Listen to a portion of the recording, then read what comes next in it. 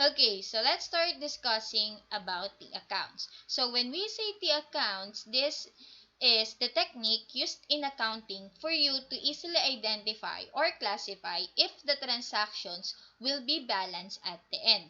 So, etong the accounts na to, ito yung ginagamit na technique before you journalize the transactions. So, para mas madali nyo ma-identify if tama ba yung analyzation nyo and kung magbabalance ba siya sa dulo. These T accounts will be helpful for you to avoid creating mistakes pagdating sa journal and pagdating sa ledger. So, pag hindi nyo alam yung T accounts, ang tendency kasi is gagawa agad kayo ng journal, gagawa ulit kayo ng ledger, and then pagdating nyo ng trial balance, hindi pala siya balance. Okay? So, may mali na agad kayo. Uulitin nyo ulit from the start, so from the scratch. So, if you know how to use the T accounts, before pa lang kayo mag-proceed to journal, ledger, journal, posting, and then the trial balance, malalaman nyo na at agad kung magbabalance ba siya sa dulo or hindi. Okay? So, this is how you do the T accounts. So, when we say T accounts, it is literally, yung format niya is letter T. So, just like this one. So, T accounts, letter T siya. So, sa left side ng T accounts, dito naka-record lahat ng debit. And then, sa right side naman, dito naka-record lahat ng credit. Okay? So, take note, if you are using T accounts, kung ilan yung accounts na ma-encounter nyo, ganun din kadami yung T accounts na gagawin nyo. Okay? So, I have here sample instructions, or sample transactions, and then tatry natin gumamit ng T accounts and for us to see kung magbabalance pa siya sa dulo. Okay? So, first transaction under KG's convenience store. First transaction is purchase merchandise on account from Daniela Grocery Store. Total cost was 25,000 pesos. So, if you're going to analyze this transaction, ang sabi dito, bumili ka daw ng merchandise on account. Okay? Bumili ka ng merchandise and then utang muna. And it costs 25,000. Now, you have to identify what are the affected accounts. Okay? So, in this transaction, what could be the affected accounts? So, dahil nag-purchase ka, you have here purchase merchandise, and then, dahil on account, you have here accounts payable. So, gagawa ka ngayon ng T accounts, ng purchase, and then ng accounts payable. So, this is how we're going to do that.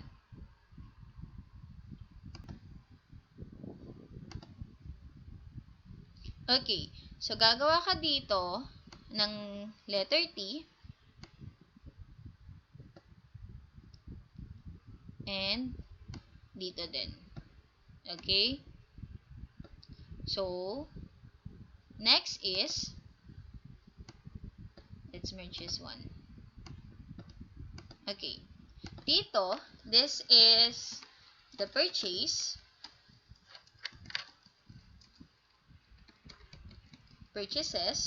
and then dito naman is si accounts payable.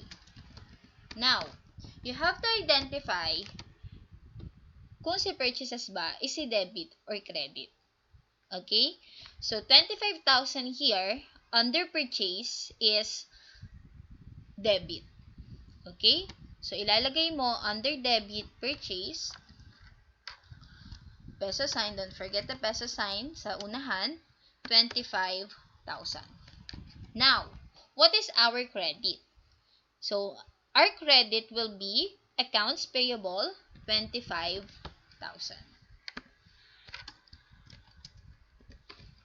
Okay, so this is how we're going to do that. So, meron kang T accounts.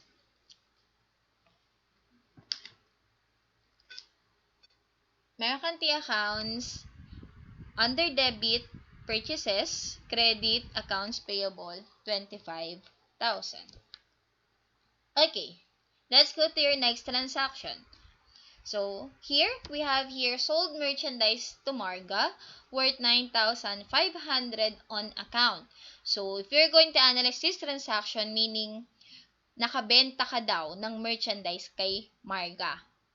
Okay? Nakabenta ka ng merchandise kay Marga, pero utang muna. Okay? So, nakabenta ka, pero hindi ka muna babayaran. Utang muna. So, what will be our affected accounts? So, our affected accounts will be sales and accounts receivable. So, gagawa ka ulit ng panibagong T-accounts under sales and accounts receivable. Okay.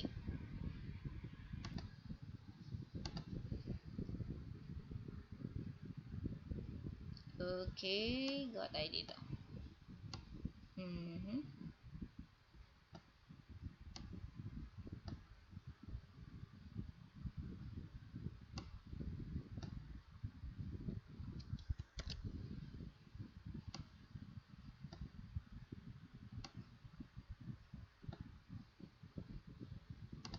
Okay, so you have here the accounts under sales, and then another the accounts under accounts receivable. Okay?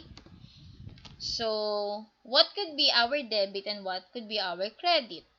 Okay, so under this transaction, our debit is accounts receivable 9,500.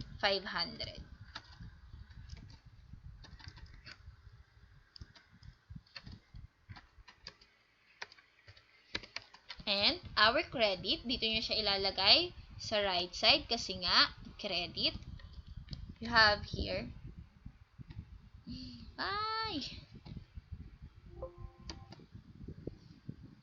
Okay, so dito nyo siya ilalagay sa kanan kasi nga credit. So we have here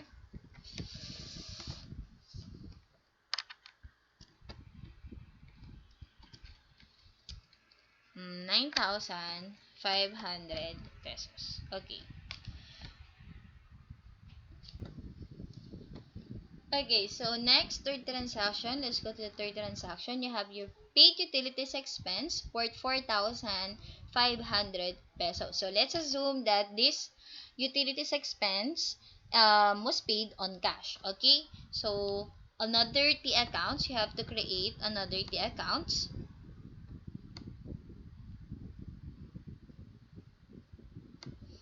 Okay, so you have here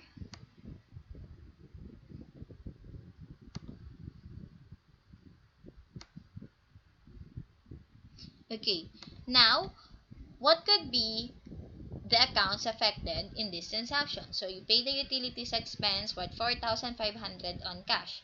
So possibly the accounts affected will be utilities expense and cash. Okay, so you have here utilities expense and pagbalik na natin. Okay, so you have here cash and then utilities expense. Okay? So, our debit will be, of course, utilities expense worth 4,500, and of course, our credit will be cash 4,500. Dahil nag-decrease, nagbayad ka ng kuryente, o nagbayad ka ng utilities, nag-decrease si cash, that is under credit. Okay, next we have here, Cassie purchased 20 boxes canned goods from KG's convenience store for 20,000 pesos. So, bumili daw si Cassie ng 20 boxes of canned goods kay KG convenience store.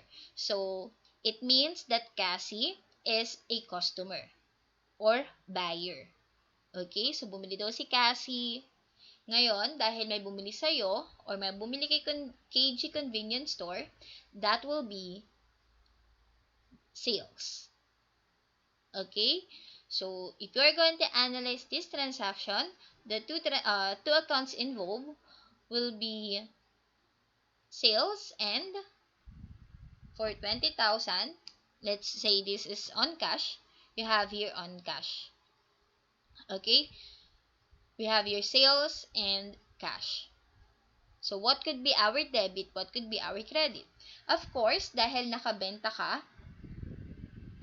ka ngayon ng merchandise or ng paninda mo, mag-i-increase ngayon si cash mo. You have your 20,000 pesos. That will be your debit. And then sales is another credit. You have your 20,000 pesos. Okay? Next transaction, you have here purchase equipment for the store use from Robinsons for 30,000 pesos on account. Okay? So, bumili ka daw ngayon ng equipment kay Robinson, pero utang muna. So, analyze what are the two accounts affected. So, the two accounts affected are the equipment and accounts payable. So, gagawa ka ulit. Ngayon, dahil meron ka ng T accounts dito under accounts payable, hindi ka na ngayon gagawa ng another T accounts for accounts payable. Okay? Ang gagawin mo na lang na T accounts is under T accounts of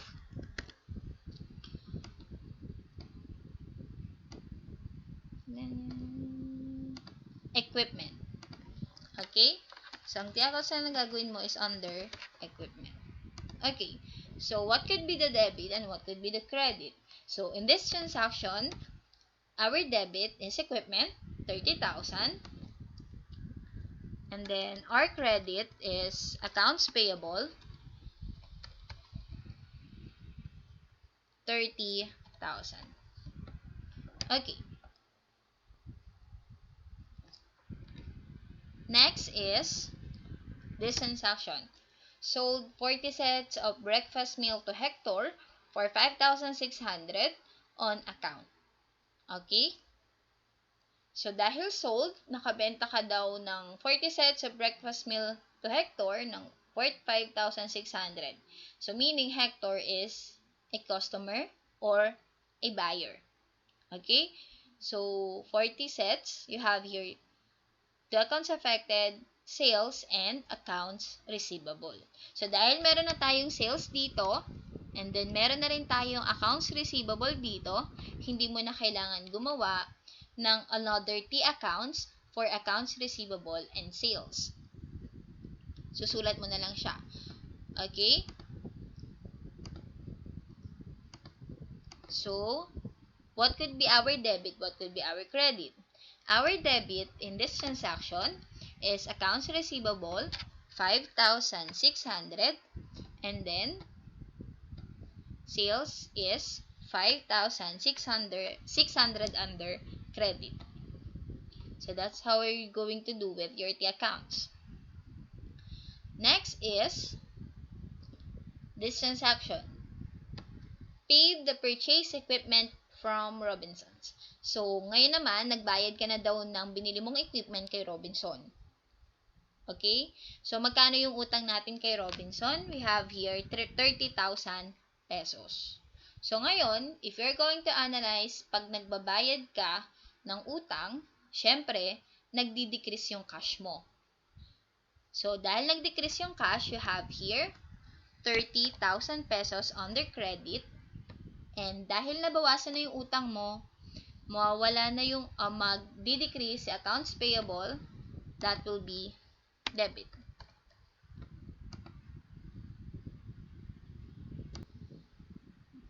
Okay. Next transaction we have here, bought merchandise from SM store on cash for 7,000 pesos. So, sabi ko nga, during our previous discussion, kapag bumili ka ng merchandise or ng mga paninda, your account will be purchases.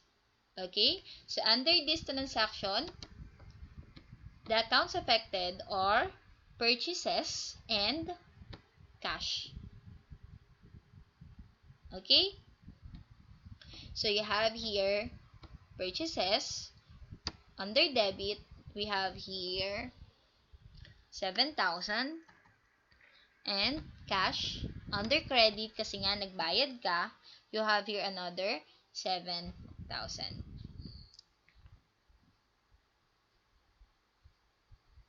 Okay?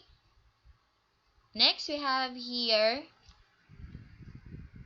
Hector paid the account in full.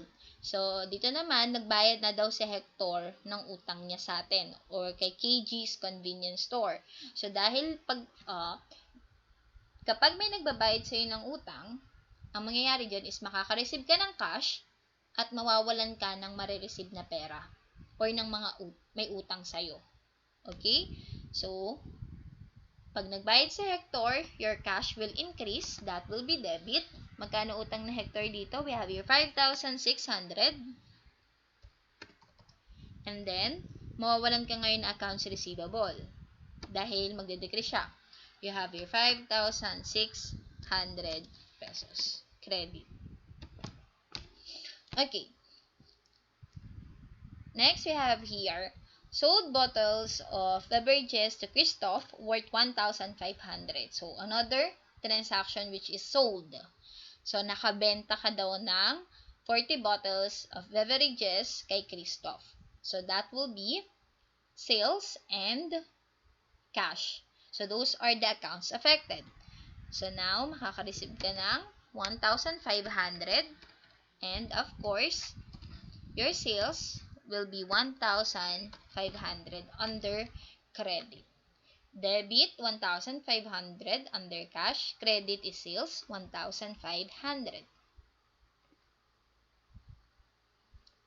Next is purchase supplies from Romina on cash for 3,000 pesos. So, ito naman, bumili ka ngayon ng supplies. So, dahil wala pa tayong account or T-accounts under supplies, gagawa ka ulit ngayon ng panibagong T-accounts for supplies. Okay. You have here supplies. Okay. So, in this transaction, if you're going to analyze this transaction, the two accounts affected are debit, supplies, and credit is cash. Okay. So, supplies will be how much? 3,000. And then, credit is cash kasi nga bumili ka. Okay? Ay, sorry. 3,000 pesos. Nabawasan yung pera mo. Debit, supplies, credit, cash. Okay, so let's go to your last transaction. We have here, Marga paid the account in full. So, ngayon, nagbayad na daw si Marga ng utang niya sa atin. Okay? So, dahil nagbayad na si Marga, magkano yung utang ni Marga? We have here 9,500 pesos. Okay? So, dahil nga may utang siya, binayaran niya na, makaka-receive tayo ng 9,500 pesos. And, mawawalan na tayo ng another receivable which is 9,500 pesos. Okay. So, this is how we're going to use, or this is how we're going to do with your T accounts. Ganito po siya. Okay? Now, ito total na natin to lahat. Okay? Lalagyan ko siya ng total. Okay. So, ito total na natin lahat ng nasa T accounts. Okay. So, first we have your purchases. So, 25,000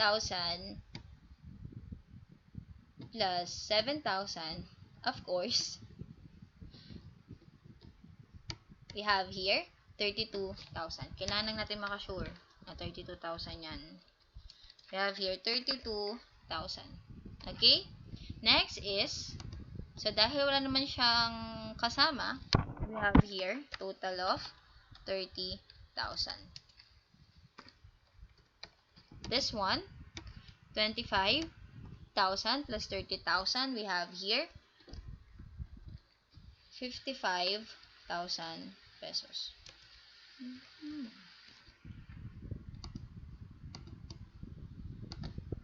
Next is, this one, ito medyo madami to. So, we have here 9,000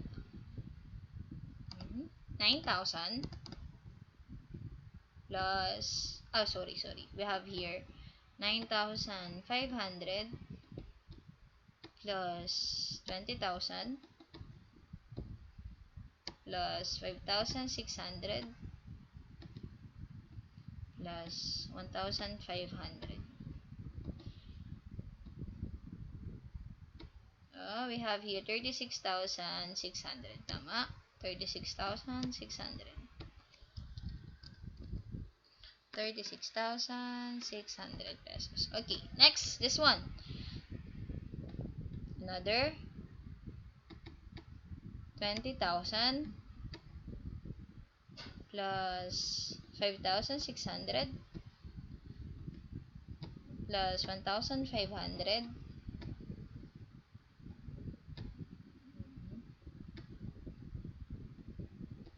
plus 9,500. Okay, same. We have here 36,600 pesos. And credit under cash, 4,500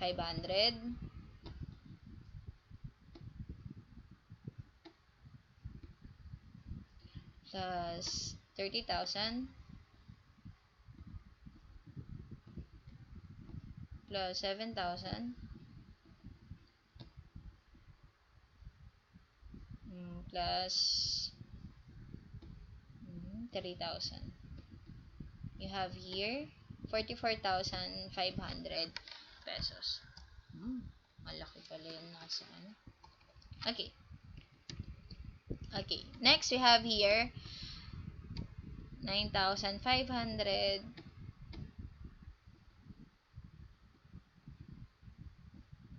plus 5,600 equals 15,100 pesos. 15,100 pesos. So, dahil same lang sila ni accounts receivable under credit, sulat ko na lang din. Ay! Okay, tama. 15,100. This one is 4,500. Same with this one. And same with this one. Okay? Now, anong gagawin natin dun sa mga I mean, after natin matotal, anong gagawin natin sa mga to? Okay? Next, you have to gather all the debit and all the credit.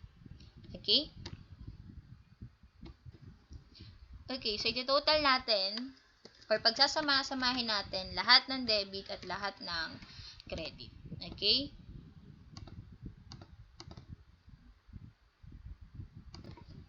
Okay, so this one, dahil wala naman siya under credit sa purchases, is under debit, you have to write here 32,000 pesos. Next is accounts payable. So, dahil meron debit, meron credit, anong gagawin natin dito sa dalawang total? Pagmaminosin natin sila. Okay? Pagmaminosin natin sila. So, syempre, dun tayo sa mas mataas. So, 55,000 minus 30,000. Okay? Minus 30,000. Our answer will be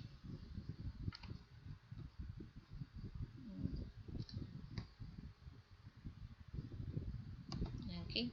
So, we have here 55,000 minus 30,000. So, we have here 25,000.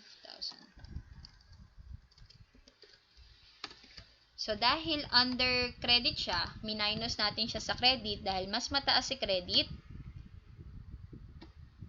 susulat natin si accounts payable under credit. So, we have here 25,000. Ma-minus nyo lang yung dalawa. Kung saan yung mataas, doon nyo siya ima-minus. Okay? So, sa sales, dahil wala naman siyang kasama, we have here 36,600 pesos. Okay, next we have here, itotal natin mga ano. We have here cash. So, pagdating naman kay cash, okay, minus mo ulit siya. So, ano yung mas mataas? Si debit ba or si credit? So, dahil mas mataas si credit, ima-minus natin si 36,600. Okay? Ma-minus natin siya. So, what could be our answer? So, we have 44,500 minus 36,600. So, 7,900 pesos. So, 7,900 pesos. Okay. So, dahil sa 7,900 pesos ay nasa kay credit part, isusulat natin siya si cash under credit. So, 7,900 pesos. Okay? Next, we have here your accounts receivable. So, dahil equal lang naman sila, meaning 0 to. Okay? So, hindi mo na siya kailangang i-record kasi nga 0 siya. Now, let's go to utilities expense. Wala naman siya kasama under credit. Susulat nyo na lang yung total under debit. Same with equipment na kay debit, 30,000. And then supplies, we have here 3,000. Okay, so dahil napagsama-sama na natin lahat ng total, okay, lagyan natin to ng 0 in between nila. Kasi wala namang sagot. Okay? Yan, 0 yung sagot nila. Okay. So, ngayon, i-add na natin itong dalawa. Kapag itong dalawang to nag-balance, meaning tama yung analyzation natin, under KG's convenience store transactions. Kapag hindi, may mali dun sa nagawa nating T-accounts. So, ito yung ginagamit nating technique, sabi ko nga, before you do your journal, para alam nyo kung magkakamali ba kayo or hindi, or kung magbabalance ba siya or hindi. So, let's go to your debit and credit. So, this is your moment of truth. Pwede ko siyang gamitan ng formula under Excel, kaso, hindi nyo makukuha kung, or possible na hindi nyo mag-gets bakit nagkaroon ng sum agad dyan, or baka ma'am, ano nangyari? Bakit may total dyan bigla? Baka mabigla kayo. Okay? First, let's go to your credit, 32,000 plus 4,500 plus 30,000 plus 3,000. Oh my gosh. We have 69,500 pesos. Of course, peso sign. 69,500 pesos. Now, let's go to your credit. Okay.